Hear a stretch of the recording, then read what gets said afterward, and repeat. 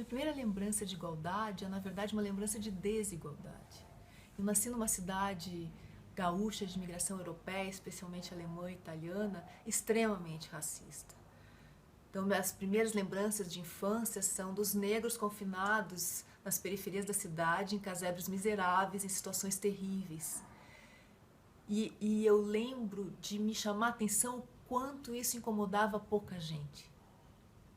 Porque a crença, o que se difundia, era que os negros viviam assim porque os negros eram preguiçosos, porque os negros não gostavam de trabalhar.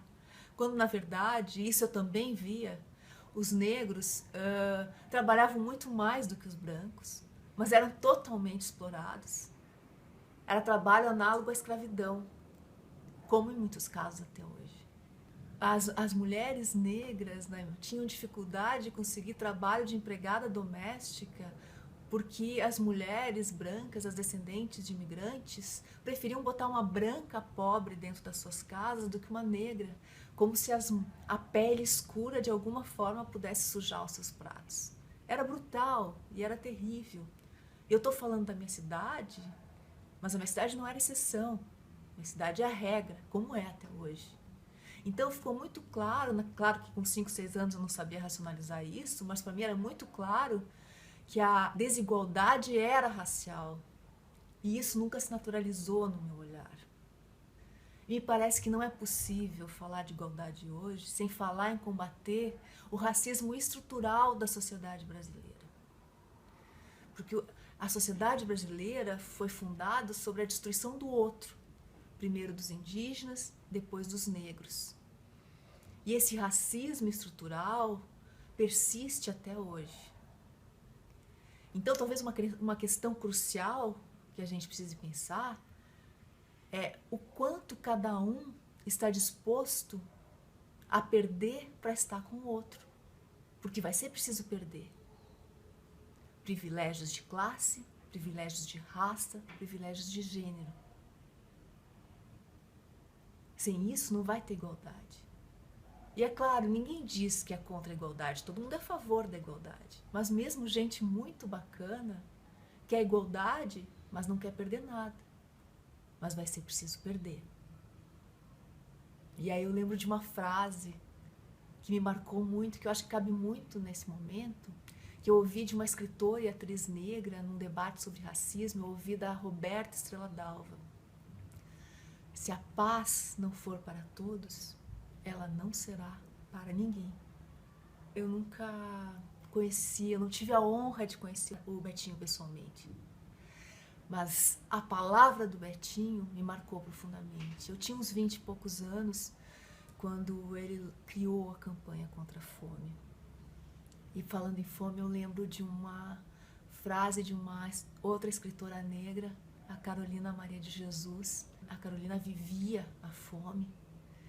E quando ela escreveu O Quarto de Despejo, ela falou da fome literariamente. Ela transformou a fome em palavra, que é algo quase impossível. E a Carolina disse: a fome é amarela. E o Betinho, eu me lembro na campanha que ele tinha uma outra frase que também era muito profunda, que era: a alma da fome é a política. Eu me lembro principalmente da força daquele homem franzino, daquele homem alquebrado, daquele homem de aparência tão frágil, mas com uma voz e com uma mensagem tão poderosa, dizendo que a fome era um problema de cada um e de que todos nós podíamos fazer algo e tínhamos que fazer algo sobre a fome. Era simples, era óbvio e era revolucionário. Mas ninguém tinha feito aquele chamamento para a responsabilidade coletiva. Não, pelo menos, daquele modo. Então, foi muito poderoso e teve muito impacto. Mas com o passar dos anos, infelizmente, as pessoas foram voltando para o seu umbigo, ou nunca saíram de fato, e continuando a se sentir responsáveis apenas por si mesma. E os muros foram ficando cada vez mais altos, os muros desse país condomínio, né? Esse condomínio Brasil. E o senso de comunidade que foi tão destruído na ditadura civil-militar, ele também continuou sendo destruído. na democracia. E o senso de viver em comunidade é fundamental para a consciência de responsabilidade coletiva e para se mover, para agir a partir disso. O Betinho ele não viveu no tempo das redes sociais. Hoje as mobilizações pelas redes sociais são muito mais rápidas, atingem muita gente em pouco tempo. Mas em geral isso não vira ato, isso não vira movimento. Isso se esgota na própria bolha. Eu acho que a gente precisa, todos nós precisamos perceber que a gente precisa botar o nosso corpo na rua para lutar pela igualdade, para lutar contra o genocídio negro, contra o genocídio indígena, para lutar contra a fome.